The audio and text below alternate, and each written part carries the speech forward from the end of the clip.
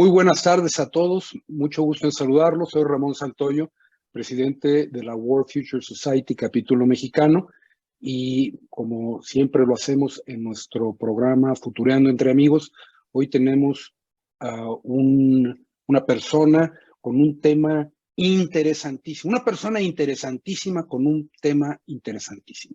El día de hoy nos acompaña el doctor Gerardo Gil Valdivia, y vamos a hablar del aniversario, 50 aniversario, de la obra Los Límites de Crecimiento, una obra que cambió en mucho la manera, sobre todo en el público en general, de ver el futuro y de ver los problemas que va a haber. Gerardo, muy buenas tardes, ¿cómo estás? Un gusto tenerte aquí. Muy buenas tardes, mi querido Ramón. Es un gusto y un honor para mí participar en esta sesión del World Future Society, capítulo mexicano. Y bueno, en primer lugar, mi agradecimiento y mi reconocimiento a ti por esta muy gentil invitación.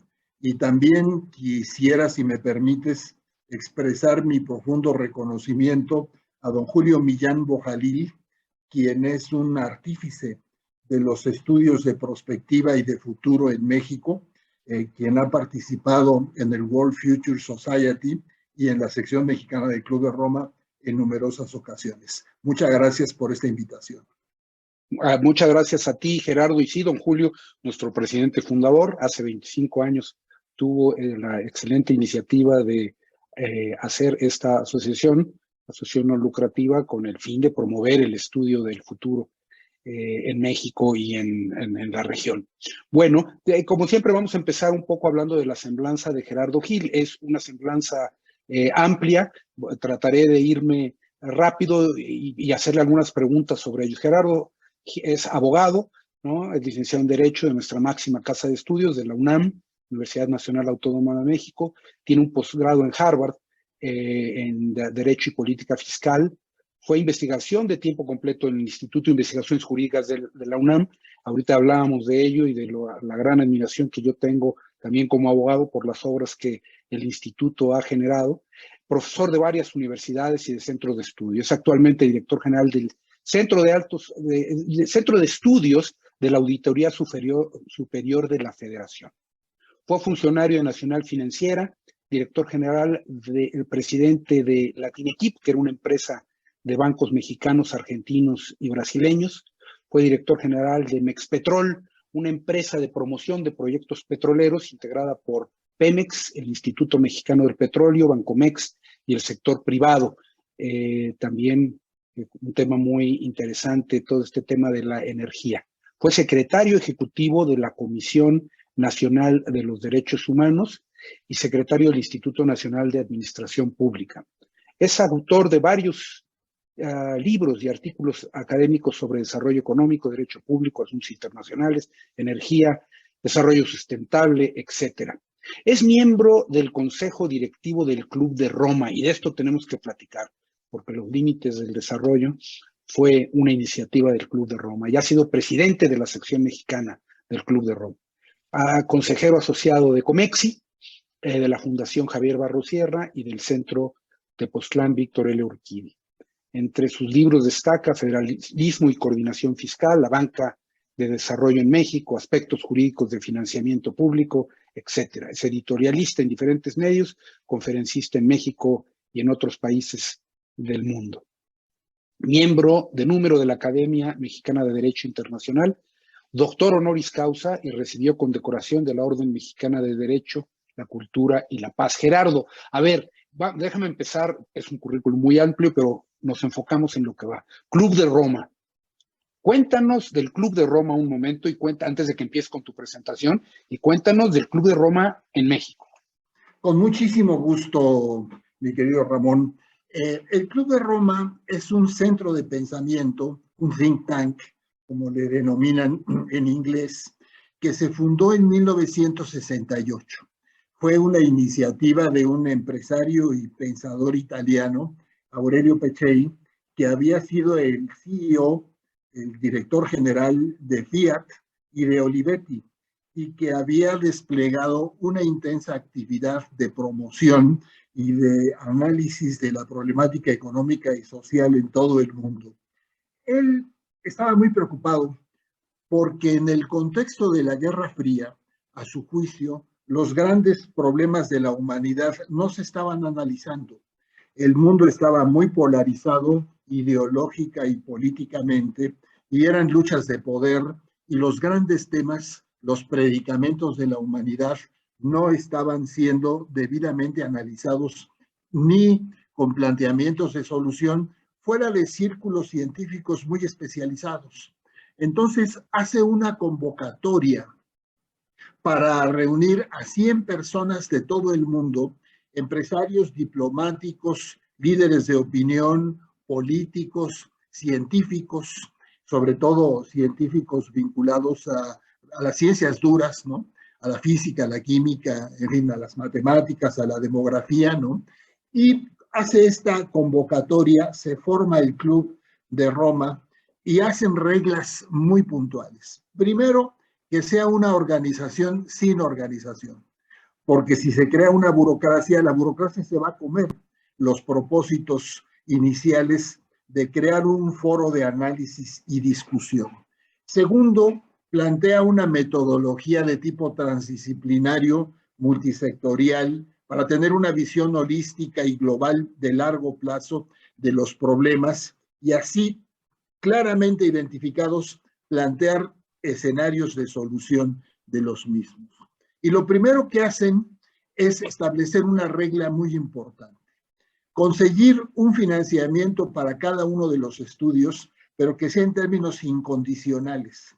Que quien patrocine el estudio no tenga injerencia ni en su desarrollo ni en sus conclusiones, para poder ser objetivos, y se apoya en grupos de científicos del más alto nivel académico en el mundo para poder realizar esos estudios. Y el libro que hoy nos ocupa, Los límites del crecimiento, se le encarga al Instituto Tecnológico de Massachusetts, con un financiamiento incondicional por parte de fundaciones alemanas, de Alemania Federal en ese momento, y de ahí surge la idea de hacer un análisis de los grandes problemas de la humanidad y su proyección hacia el 2100, y ahí surge el objeto de esta reunión, que es un planteamiento de análisis del libro que se llamó Los límites del crecimiento. Perfecto. Bueno, yo sé que tienes una presentación. ¿Por qué no la vemos? La presentación nos la comentas. Yo sé que este es un tema de mucha pasión y de mucho impacto.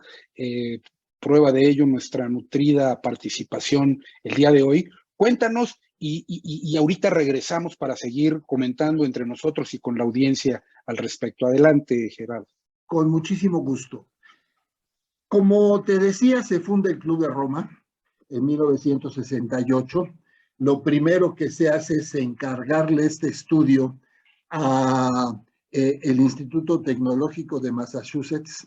La Escuela Sloan de Administración del MIT estaba en ese momento dirigida por Jay Forrester, un doctor en ingeniería que había diseñado la metodología de la dinámica de sistemas para la toma de decisiones de actores industriales a nivel global y que de alguna manera le encargó la formulación y la coordinación de este estudio a un grupo de muy jóvenes doctores en ingeniería.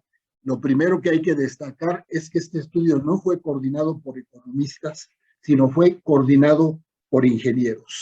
De ellos destacan Dennis Meadows, Donatella Meadows, su esposa, William Behrens y Jürgen Randers. Lo primero que hay que decir es que Jay Forrester fue muy longevo. Yo tuve la oportunidad de conocerlo cuando él ya tenía 98 años, y que de los jóvenes doctores en ingeniería, que en esa época eran pues eso, muy jóvenes, ¿no? Varios viven. Dennis Meadows y Jürgen Randers, un profesor emérito de la Universidad de Oslo en Noruega, aún vive. Lo primero que se planteó es hacer un esquema de tipo transdisciplinario, es decir, no solo interdisciplinario, sino transdisciplinario, que conlleva creación del conocimiento, multisectorial, con una visión holística y global de largo plazo. Así vemos que actualmente todos estos problemas hay que verlos en forma conjunta. Actualmente vivimos una crisis climática global de extinción de especies, de salud alimentaria, que afectan profundamente a la economía y a la sociedad. La idea fuerza del libro es que no se puede crecer en forma infinita en un mundo finito, y mucho menos que se puede basar el crecimiento en la destrucción de la naturaleza, en la sobreexplotación de los recursos naturales, en la degradación de los ecosistemas. El planteamiento inicial es que no se puede crecer en un mundo, no se puede crecer en forma infinita en un mundo finito, porque eso conllevaría un colapso en el curso del siglo XXI.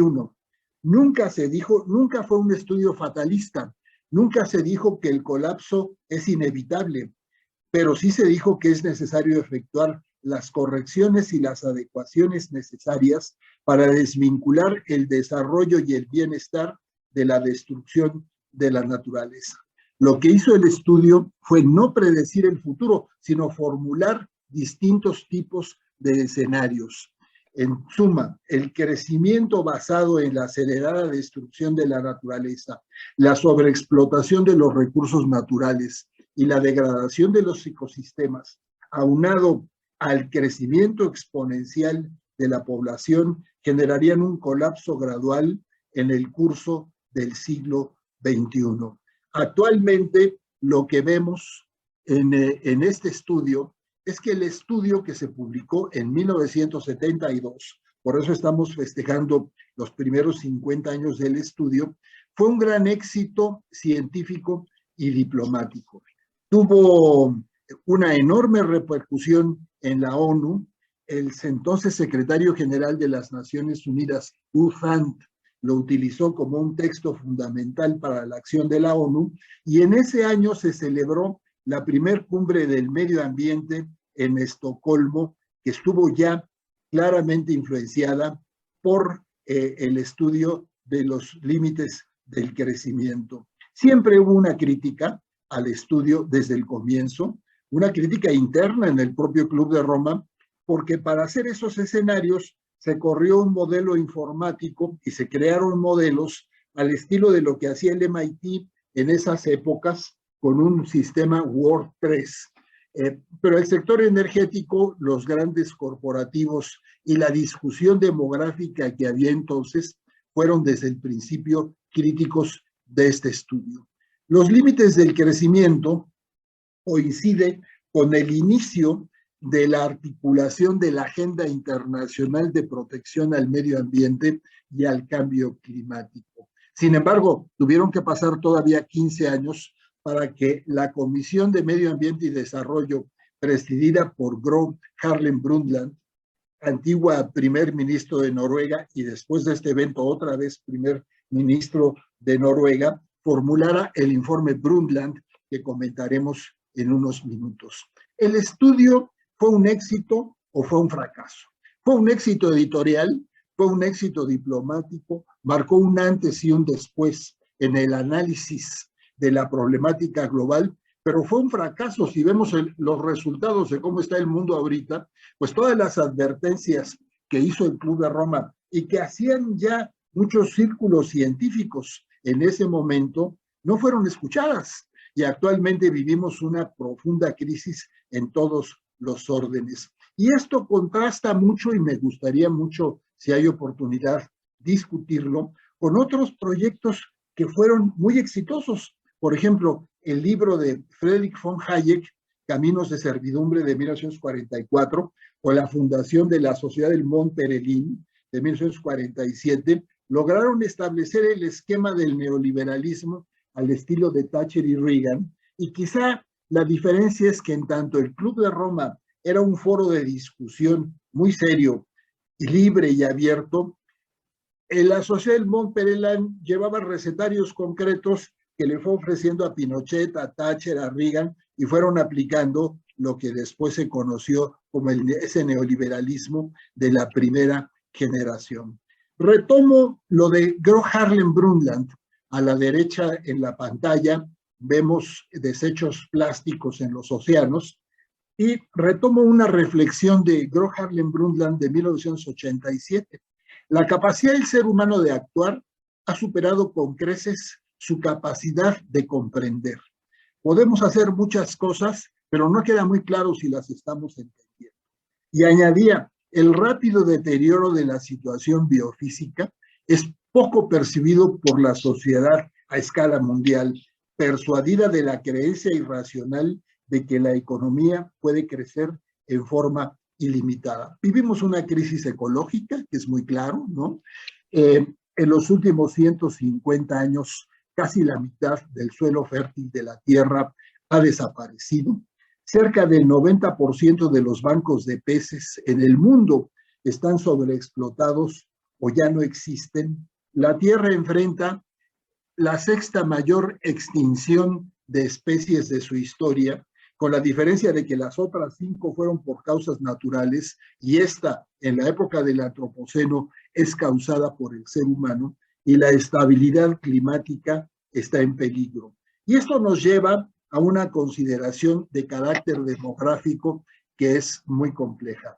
Esta semana está muy de moda la foto del universo del famoso telescopio Webb, de James Webb, ¿no? En donde vemos las luces que se emitieron quizás hace 4.300 millones de años, y eso me da pie a hacer este comentario. El universo tiene probablemente 13.700 millones de años de antigüedad. La Tierra probablemente 4.500 millones de años. El Homo sapiens de 200 a 300.000 años. Los asentamientos humanos apenas 12.000 años, cuando el hombre logra dominar la agricultura. La población se estima que en la época de Jesucristo era de 200 millones de personas. A finales del siglo XVIII, en la época del célebre ensayo de Malthus, la población se estima en el planeta Tierra llegó a 1.000 millones de habitantes. A finales del siglo XIX a 2.000 millones de personas. Actualmente somos casi 7.800 millones de personas, y según estimaciones que se han publicado en la prensa esta misma semana, la ONU estima que para el 15 de noviembre de 2022 seremos 8.000 millones de personas. Hay un escenario intermedio para la década de 2050 en que seremos 10.000 millones de personas, con una fuerte urbanización de la población y con un importante envejecimiento de la misma. En el caso de México, tenemos un escenario similar. Llegamos a la independencia en 1821, con poco más del doble del territorio que tenemos ahora, con un estimado de 8 millones de habitantes. En el censo de 1900, llegamos a 13 millones de habitantes. En el censo de 1950, éramos 25.6 millones de habitantes. Y las estimaciones de CONAPO para 2022 varían un poco, INEGI, CONAPO y algunos demógrafos, pero estamos entre 127 y 130 millones de personas. Es decir, si alguien nació en 1950, nació al final del sexenio de Miguel Alemán, con una población de 25.6 millones de personas, y ahorita somos 130 millones de personas, que es la población censable, es decir, los que habitualmente tienen su residencia en el territorio nacional. Ahí no estamos tomando en cuenta los cerca de 12 millones de habitantes nacidos en México que están en Estados Unidos, que están fuera del país, pero principalmente en Estados Unidos, y que contribuyen a mandar los cerca de 50.000 millones de dólares que recibimos anualmente. En suma, vivimos un mundo lleno de contrastes. Los avances en ciencia y tecnología son los más dinámicos en la historia de la humanidad, pero a la vez vivimos una crisis ecológica, una dinámica demográfica que nos puede dejar en 11.200 millones de habitantes en el 2100, y una situación económica y social de enormes contrastes. Por un lado tenemos grandes progresos y por otro lado grandes atrasos. De esta población de 7.800 millones de habitantes, nunca antes tanta gente había salido de la pobreza. Es el caso de China fundamentalmente y de la India en menor medida. Pero a la vez, cerca de 4.000 millones de personas, más de la mitad de la población mundial, están en situación de pobreza, hambre, enfermedades, conflictos bélicos, cambio climático y migración. Tenemos, en suma, una gran innovación científica y tecnológica. Vivimos la época del antropoceno, donde el ser humano es capaz de alterar la composición geobioquímica de la Tierra, pero tenemos una progresiva destrucción de la naturaleza, una fuerte dinámica demográfica con características muy complejas, porque después viene un decrecimiento de la población. Abundaremos sobre ese tema un poco más adelante, pero en esta década la India rebasará a China como el país más poblado del mundo, y los países que tomaron adecuadamente drásticas medidas para controlar su población enfrentan ahora otros problemas muy graves precisamente por esas medidas, ¿no? Con una sobreexplotación de los recursos naturales cuya expresión principal es el cambio climático. En todo este contexto también tenemos una creciente desigualdad en el mundo. El informe de Oxfam al Foro Económico Mundial de Davos de 2015 hablaba de que el 1% de la población más rico controla casi el 50% de la riqueza o del ingreso. Por supuesto, esta cifra es muy discutible por la metodología que se tuvo para llegar a ella, pero de alguna manera nos da un margen de la situación que vivimos. Puse un elefante porque esta es la gráfica del elefante. Un porcentaje muy corto de la población controla una enorme cantidad de los recursos económicos del planeta. Por otra parte, hay economías emergentes que han incrementado su nivel de ingreso, sobre todo China, la India, otros países del Asia-Pacífico, pero la desigualdad se ha acrecentado entre países y dentro de los países, incluso en los países desarrollados. De ahí probablemente los fenómenos populistas que vemos en muchos países aún desarrollados y que considerábamos de instituciones democráticas consolidadas. Esta otra gráfica, la del dinosaurio, está ya muy relacionada con el cambio climático y con la emisión de gases de efecto invernadero. El 5% más rico de la población es el responsable de casi el 50% de la emisión de los gases de efecto invernadero, en tanto que el 50% más pobre es responsable apenas del 6% del aumento de emisiones de gases de efecto invernadero, pero es el porcentaje que más, es el grupo poblacional que más lo va a padecer. Tomo prestada una imagen de mi querido y admirado amigo Pepe Sarucán, coordinador general de Conavio, donde nos habla de los ecosistemas y nos habla de la megafauna de México durante la edad de hielo hace 10.000 años. Que había en lo que actualmente es México. Elefante, mamut, oso perezoso, camello, llama, lince de dientes de sable, etcétera. Todo eso lo fuimos acabando con la presencia humana.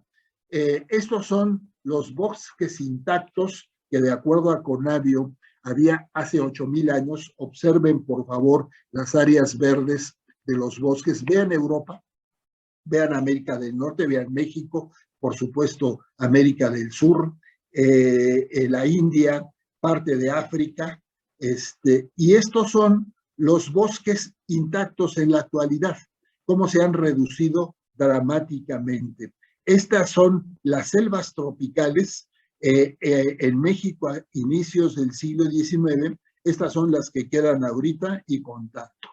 El tema del cambio climático. El tema del cambio climático está muy vinculado con los 9 límites naturales del planeta que un grupo de científicos, principalmente suecos y alemanes, liderados por Johan Rockström y Bill Stefan, y que han trabajado mucho con el Instituto de Cambio Climático de Potsdam, identifican como las condiciones básicas para la supervivencia del ser humano en la Tierra. Y estamos rebasando los límites naturales del planeta. Es el cambio climático, la pérdida de la biodiversidad tan acelerada que tenemos la sexta extinción masiva de especies. El 97% de los mamíferos que existen en el mundo son domesticados, solo hay un 3% salvaje y silvestre.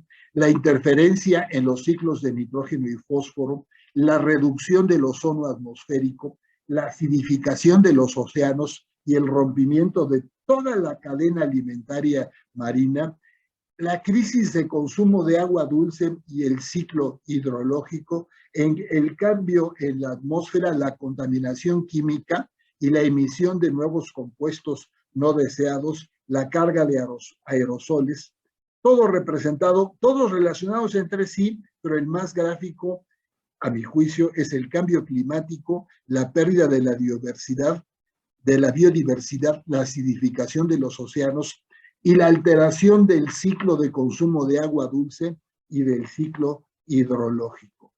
El cambio climático tiene muchos fenómenos que interactúan entre sí. El calentamiento de la atmósfera, de los océanos y de la superficie terrestre, la elevación del nivel del mar, que en algunas islas del Pacífico Sur es dramática, la acidificación de los océanos y su efecto en las zonas costeras, la disminución de los volúmenes de hielo y nieve, la creciente escasez de agua.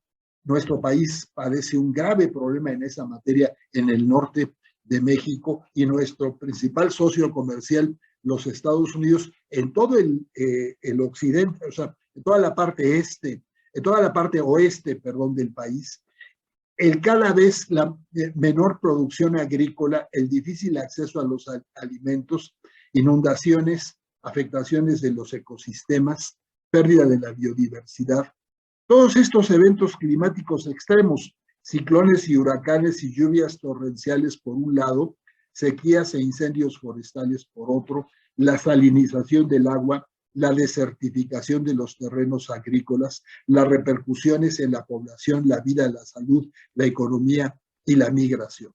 Las principales causas del cambio climático y sus consecuencias, pues son las naturales, que son las modulaciones de los ciclos solares, las erupciones volcánicas, el efecto invernadero, y las antropogénicas, que son la emisión de gases de efecto invernadero, dióxido de carbono y metano, los cambios en la corteza terrestre por las actividades agrícolas, ganaderas y de la explotación de las selvas, la deforestación, la evolución demográfica, la acidificación de los océanos, la disminución de la criosfera, los eventos extremos, el aumento de la temperatura. Este es un tema muy complejo. Los años más calurosos, los 5 años más calurosos de la historia desde que se mide este fenómeno están entre el 2010 y el 2022. Este sábado se espera que Mexicali llegue a 47 grados centígrados, ¿no? La acidificación de los océanos, los eventos extremos. Esta es una gráfica de la huella ecológica. En 1961 existía un equilibrio, actualmente va creciendo la huella ecológica, eliminación de la reserva ecológica, el déficit ecológico, la biocapacidad creciente. Los efectos del cambio climático, bueno, hemos hablado mucho de eso en todos los foros. La concentración de dióxido de carbono es la más alta en al menos 2 millones de años. El aumento del nivel del mar tiene las tasas más rápidas de incremento en al menos 3.000 años, el nivel más bajo de hielo marino ártico en al menos 1.000 años y el retroceso de los glaciares sin precedentes en 1.000 años. Tenemos calor extremo. En este momento, el día de hoy, Madrid llegó a 42 grados centígrados, ¿no?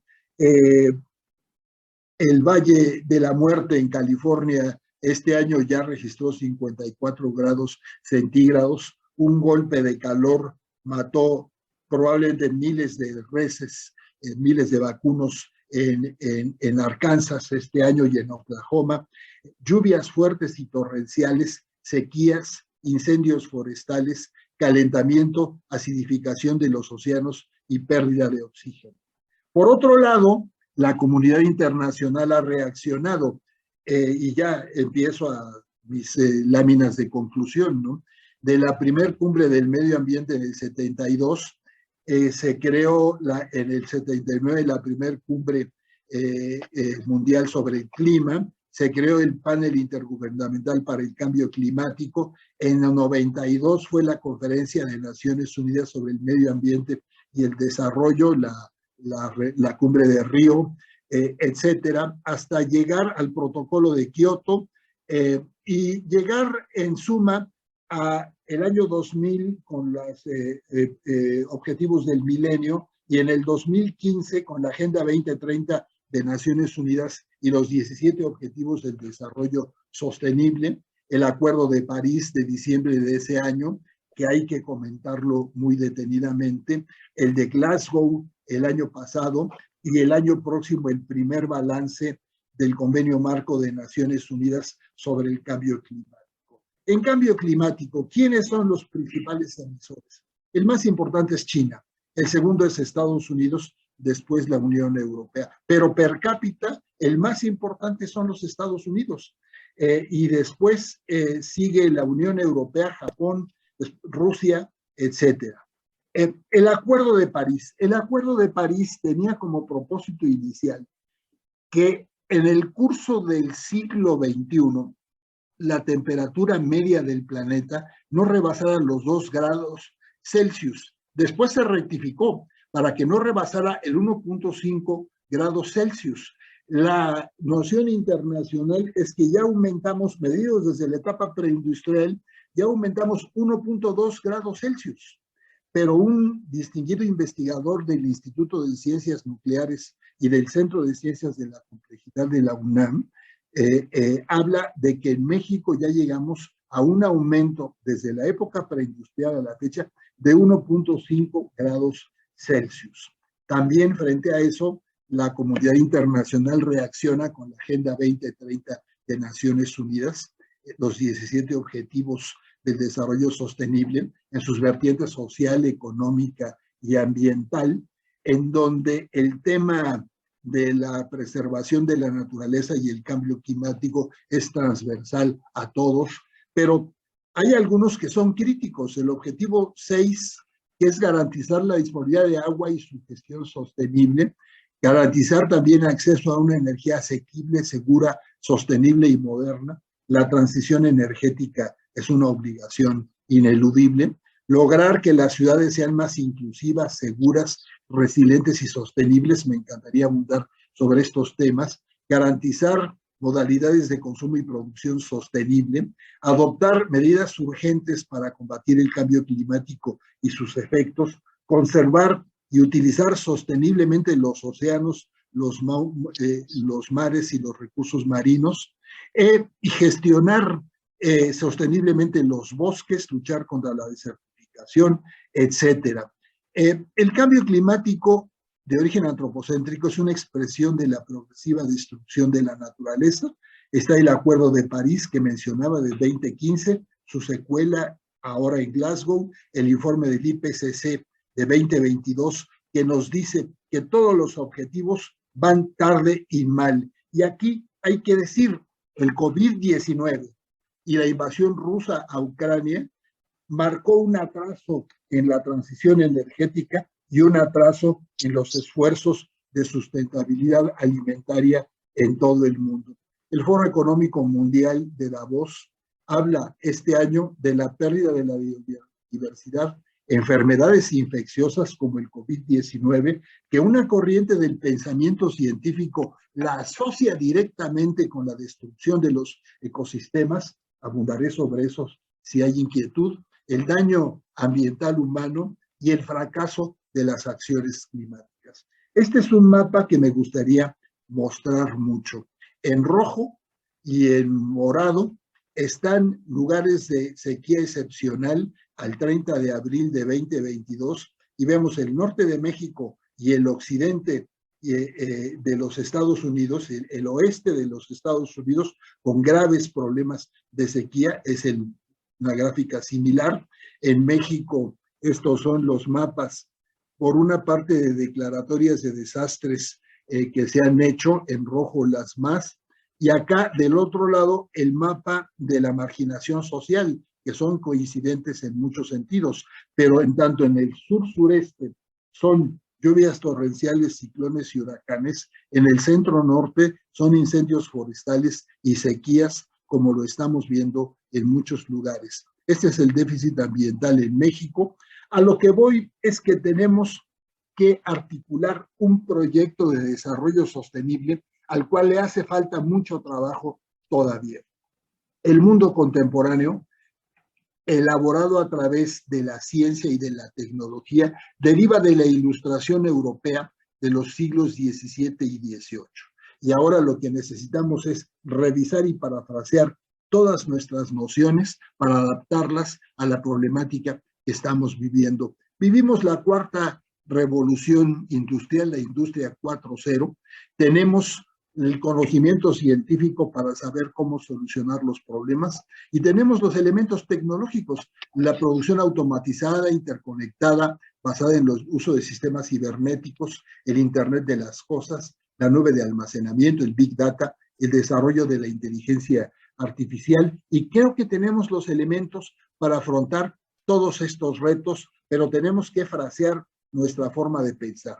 Tenemos que buscar un nuevo equilibrio entre el hombre y la naturaleza, entre el hombre y la mujer, entre el corto y el largo plazo, entre la velocidad y la estabilidad, entre lo público y lo privado. Debemos hacer valer el interés general sobre el interés privado y entre la igualdad y los incentivos al rendimiento. Actualmente vivimos una crisis alimentaria global, pandemias muy vinculadas a la destrucción de ecosistemas, transición energética atrasada tanto por los efectos recesivos en la economía del COVID-19 como por la invasión rusa a Ucrania, que afectó profundamente Europa, las migraciones y los ataques a la democracia, porque cada vez estas soluciones requieren de revisarse porque los gobiernos cada vez más invasivos tienen la tentación de actuar con una serie de instrumentos. Creo que tenemos que estar pensando en soluciones, ya no como las que se ensayaron, casi todas las teorías aplicables en todos los órdenes se elaboraron para un mundo vacío y ahora vivimos un mundo lleno. Debemos aspirar a un mundo sostenible porque vivimos ya en un mundo saturado. Ese es mi planteamiento inicial. Muchísimas gracias, Gerardo. Gran presentación y la veo en el chat, el gran número de felicitaciones que hay al respecto. Si quieres dejarnos de compartir tu presentación para tener oportunidad de vernos los dos en pantalla, me gustaría poder, creo que así nos pueden ver todos mejor. Hay algunas preguntas muy interesantes y yo quiero empezar, pero quiero empezar por una que tú mismo dejaste abierto, que es éxito o fracaso de los límites del desarrollo. Yo estoy de acuerdo que el planteamiento que hace generó una serie de acciones. Hubo acciones que se tomaron, Naciones Unidas, Bután, etcétera, etcétera, y empezaron una serie de cosas. Sin embargo, la implementación de ellas es la que no acaba de quedar clara.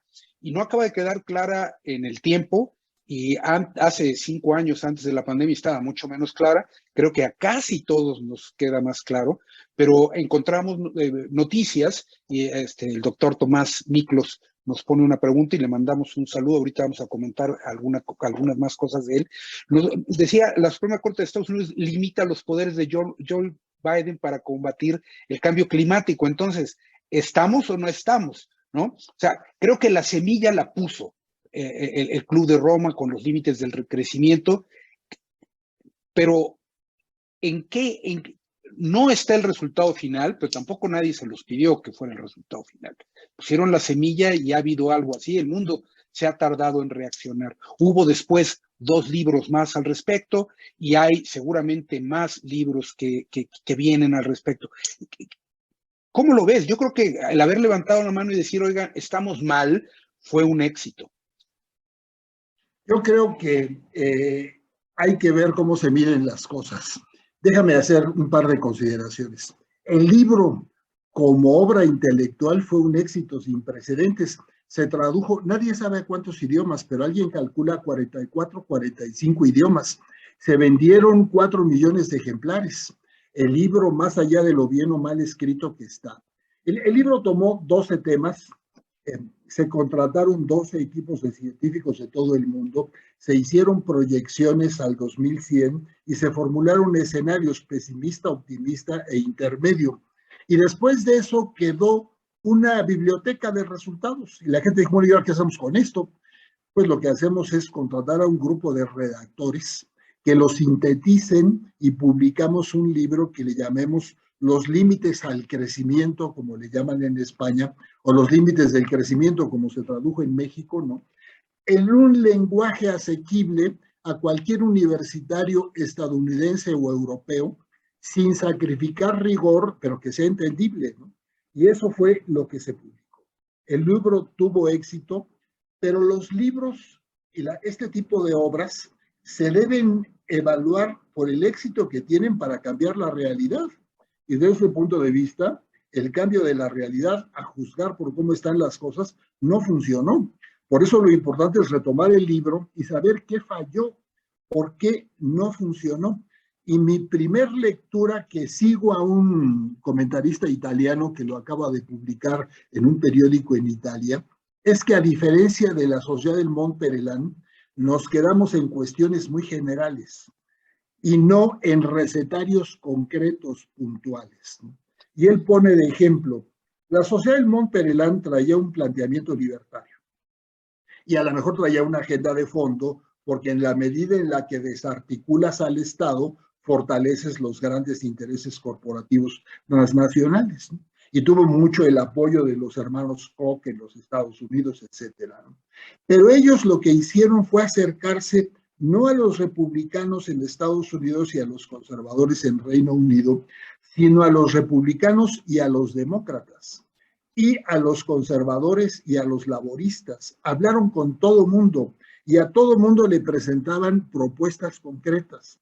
Viene el golpe de Estado de Pinochet contra Salvador Allende y los Chicago Boys se presentan en Chile con propuestas concretas, para bien o para mal, ¿no? Pero para bien de la causa de ellos, ¿no?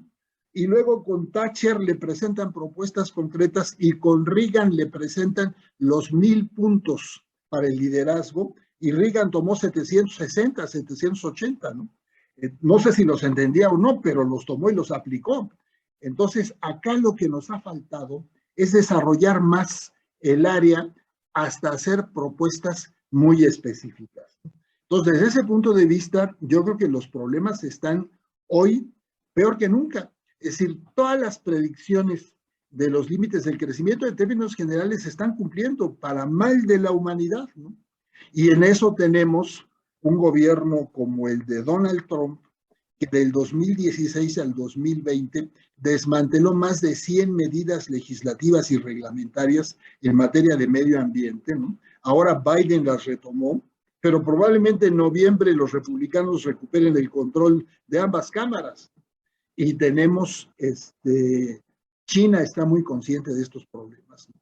Pero China también tiene una agenda política, comercial, financiera, económica, que yo creo que es prioritaria para ellos en todo esto. Viene el COVID-19. Oye, Gerardo, déjame interrumpirte, pero haciendo un ejercicio de perspectiva sobresimplificado al año 2100, o sea, la agenda política que gane, ganará y tendrá un desierto. Exactamente, exactamente. O sea, ese sería un escenario catastrófico, pero pues no es lo que se quiere. Déjame interrumpirte antes que entres a lo del COVID, porque hay 2 o 3 preguntas que se ligan muy bien con el tema. El Club de Roma y los límites del crecimiento ponen la semilla en Naciones Unidas para la Agenda 2030. Y para la Agenda 2030 faltan 8 años. Y claramente muchos de estos temas no se van a cumplir en los tiempos establecidos. ¿Qué sigue? El Club de Roma está trabajando en algo al respecto. Desconozco en este momento cuál es su nivel de actividad y si ha seguido involucrada muy fuerte en este tema o no. Porque bueno, 8 años llegan en un 2x3. Está muy activo y sobre todo está muy activo en Europa, en América del Norte y ahora en Asia. Y hay una intensa actividad. una de mis preocupaciones es que América Latina está relativamente fuera en la discusión, ¿no? Y acá el tema que tú señalas es muy importante. No es una lucha intelectual entre ambientalistas versus no ambientalistas. Los que nos consideramos ambientalistas podemos ganar o perder una discusión, pero el pleito no es con nosotros, el pleito es con la naturaleza. Es decir, el tema no es que nosotros perdamos porque tenemos habilidad o no habilidad para exponer nuestros puntos de vista. El tema es que los que pierden son el presente y el futuro, sobre todo el futuro. Nuestros hijos y nuestros nietos son los que van a tener que encarar una situación probablemente de cada vez más difícil manejo. Pero estamos atrapados en esta lógica de corto plazo. Viene el COVID, viene la recesión que genera el COVID, y entonces todos los propósitos de transición energética se dejan de lado porque hay que recuperar la economía. Viene la invasión rusa a Ucrania y afecta a la estructura productiva de buena parte de Europa por el suministro de gas a Alemania y a otros países, y el suministro de alimentos, de granos y fertilizantes de granos de Ucrania y de granos y fertilizantes de Rusia, entre otras cosas. Entonces todo mundo vuelve a la emergencia y a decir, aquí hay que recuperar el empleo o hay que recuperar el crecimiento económico a como dé lugar, y estamos de cara a una recesión. Entonces la gente, o sea, con frecuencia los objetivos de la Agenda 2030 o del Acuerdo de París se están viendo soslayados frente a la emergencia, sin tomar en cuenta que no perdemos un grupo de gentes que opinamos de tal o cual forma, sino que pierde el planeta, pierde la naturaleza, ¿no? Es decir, lo de menos sería que fuera una discusión entre demócratas y republicanos, o entre el Club de Roma y la Sociedad Mundial del Futuro versus los promotores de combustibles fósiles, ¿no? Es lo de menos. O sea, que perdamos o que ganemos. Lo peor es que va a perder el planeta, que vamos a seguir destruyendo el planeta. Hay un razonamiento cada vez más fuerte entre los biólogos y en la OMS. Cada vez es más claro que la devastación de los ecosistemas, primero acaba con los depredadores grandes, luego con los depredadores medianos, y los que prevalecen son los depredadores pequeños, que son las ratas y los roedores, que son los que causan muchas de este tipo de pandemias. Y seguimos haciendo eso, seguimos deforestando a lo largo y a lo ancho del planeta. Hay que ver lo que está pasando en Brasil, como en muchos otros países, ¿no? Y bueno, al final vamos a tener que pagar todos con el costo de esta irresponsabilidad. Además, concluyo con esto. Tanto Jeffrey Sachs como Paul Krugman, como Joseph Stiglitz, como Sir Nicholas Stern, hablan de que cada vez es más caro no atender estos problemas. Pero los gobiernos con frecuencia están atrapados por los intereses en torno a los combustibles fósiles y a otros intereses, y tienen que satisfacer esos compromisos antes de ver por el interés general. Sin duda, hay una conexión entre todo, y tú lo mencionaste en una de tus láminas, el componente social. Y el componente social, ya sea por exigencia o por queja o por hartazgo, va a ser un componente que va a ser un jugador importante en los temas de cambio climático, tarde o temprano. O sea, hay un límite. Ahora sí que, así como hubo los límites del crecimiento, habría que hacer un libro que se llame Los límites de la paciencia, porque va a llegar un momento en el que los gobernados tendrán que exigir a sus gobernantes políticas públicas más claras, que parecen no existir, o si existen, como en algunos países, no se cumplen o se les da la vuelta. Y este parece ser el tema. ¿Dónde está entonces la solución? ¿O qué se puede, en dónde podemos tener un impacto? Yo creo que generalizando la discusión y trayéndola a todos los foros y presionando a la clase política y a la clase empresarial. Curiosamente, quien está reaccionando más es la clase empresarial por los costos que le está significando todo esto, ¿no? Y la clase política a veces no puede reaccionar por la gama de intereses a la que está sujeta en cualquier ejercicio del poder y de acceso al poder, ¿no? Entonces, de alguna manera aquí lo que hay que hacer es romper ese círculo vicioso y hacer presión y hacer ruido. Pero hay otra parte muy importante, aterrizar las propuestas.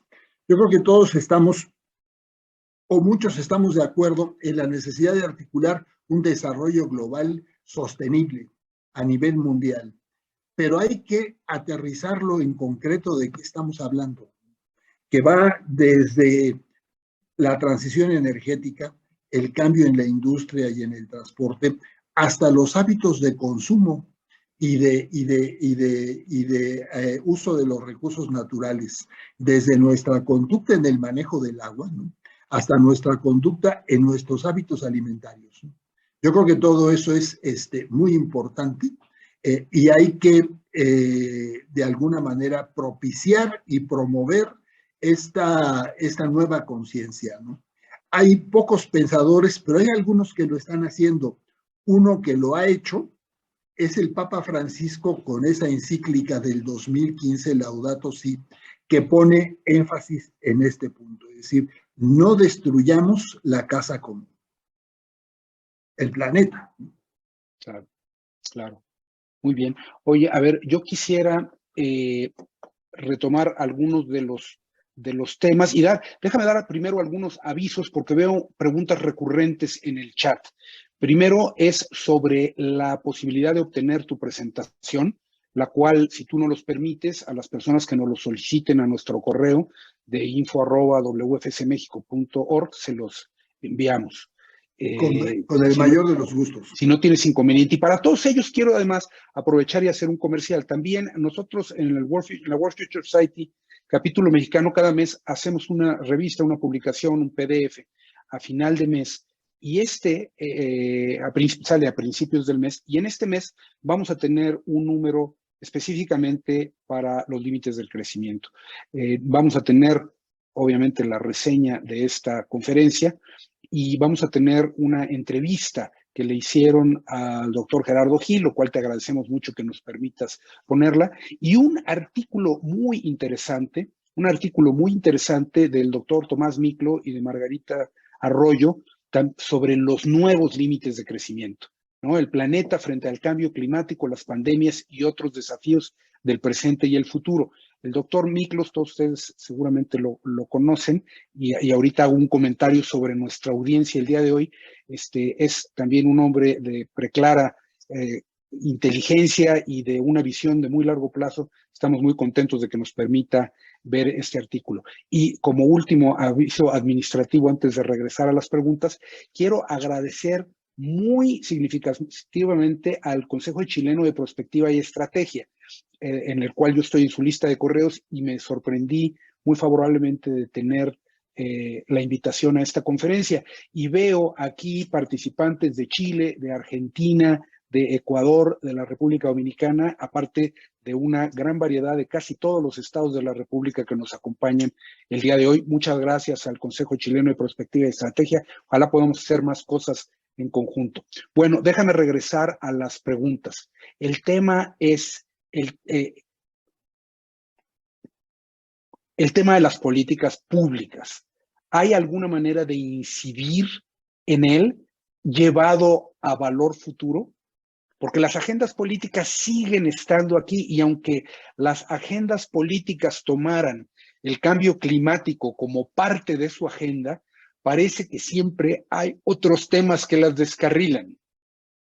Así es. Bueno, en primer lugar, quisiera aprovechar para mandarle un saludo a mi queridísimo amigo Tomás Miklos, gran amigo mío, compañero de 1000 batallas, y por supuesto felicitarlo por el artículo que escribió sobre los límites del crecimiento junto con Margarita Arroyo, muy distinguida colaboradora de Tomás en todos estos esfuerzos.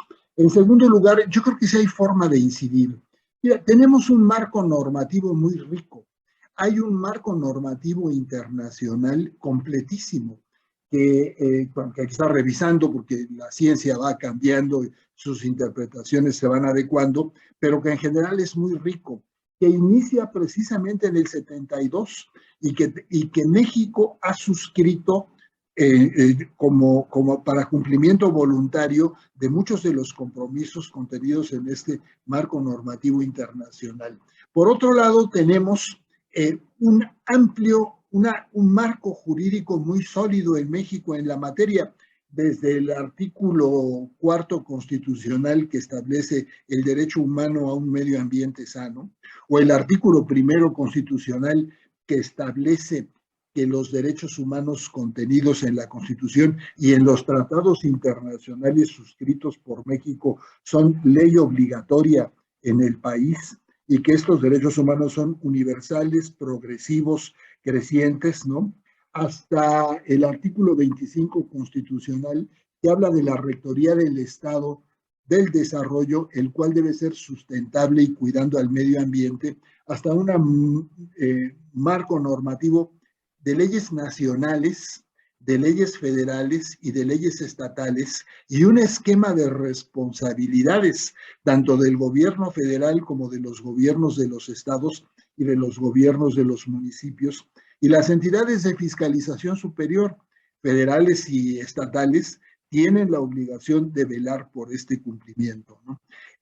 Pero desde luego hace falta visibilizar más el tema y a participar más. Creo que la solución es que la sociedad civil y la comunidad científica deben tener, y la comunidad tecnológica, deben tener un rol mucho más activo, no solamente en la creación de conciencia, sino también en la enumeración y recomendación de medidas concretas frente a esta problemática. Sin duda, yo coincido contigo y creo que el tema tecnológico, esta mañana lo platicaba con don Julio Millán, al respecto de las soluciones tecnológicas y de investigación. Y viéndolo desde una perspectiva, tú hablabas del mundo empresarial y lo que hay.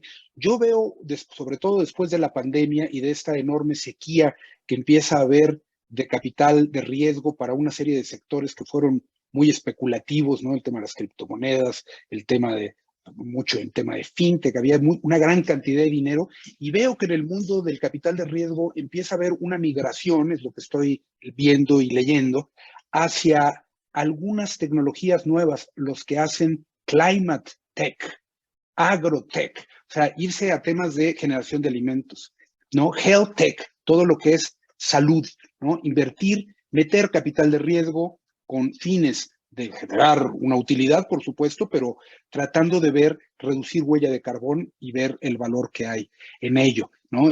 Aparte de los beneficios que se dan.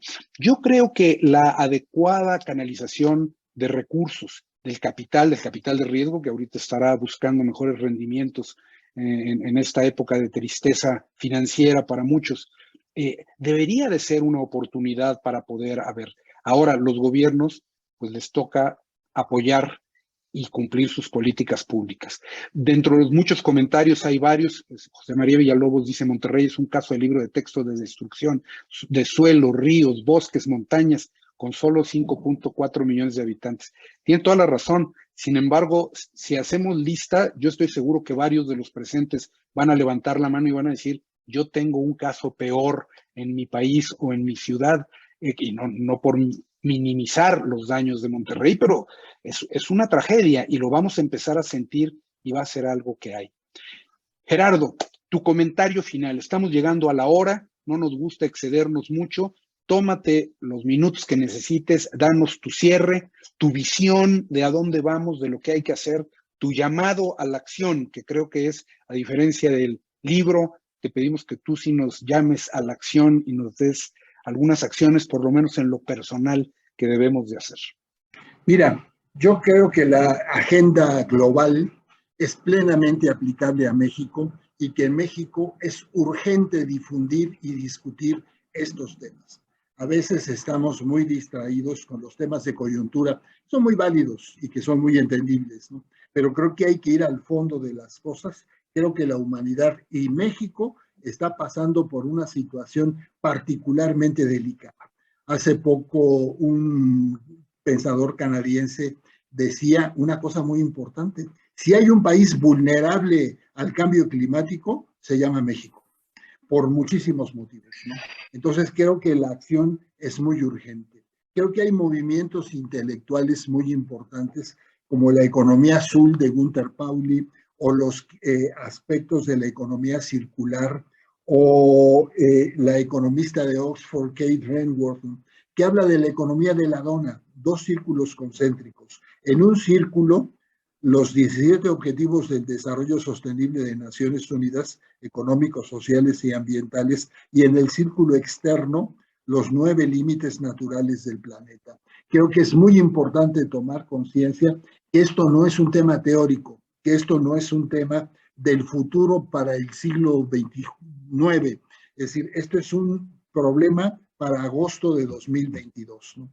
Para julio de 2022, para agosto de 2022, y que hay que tomar acciones concretas y presionar y explicarle a la gente la importancia de todos estos fenómenos. Ojalá y la sección mexicana del Club de Roma y el World Future Society capítulo mexicano pudiéramos hacer una alianza con amigos, claro que sí, como Julio Millán, que es preclaro en el diseño de estudios de futuro en México, como Tomás Miklos, contigo, Ramón, y con muchos otros amigos, ¿no?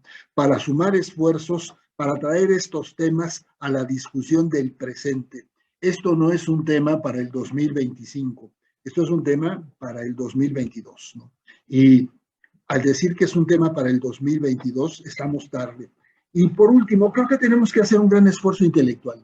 Retomo esta idea de que casi todas las teorías que han generado los sistemas económicos, políticos, religiosos, etcétera, dicho sea además con todo respeto, están pensadas para un mundo vacío y actualmente vivimos en un mundo saturado y hay que adaptarlas, ¿no? Para poder afrontar este futuro y para poder de alguna manera darle soluciones a la problemática global para nosotros, para nuestros hijos y para nuestros nietos. Y termino comentando una lámina de una exposición del doctor José Sarucán recientemente. Él decía, en los 250,000 años que tiene el Homo sapiens o el Homo sapiens sapiens en el planeta, ¿no? Hemos vivido alrededor de 108,000 millones de habitantes.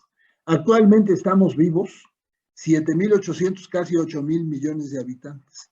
Es decir, un 7% de toda la gente que ha pasado por el planeta.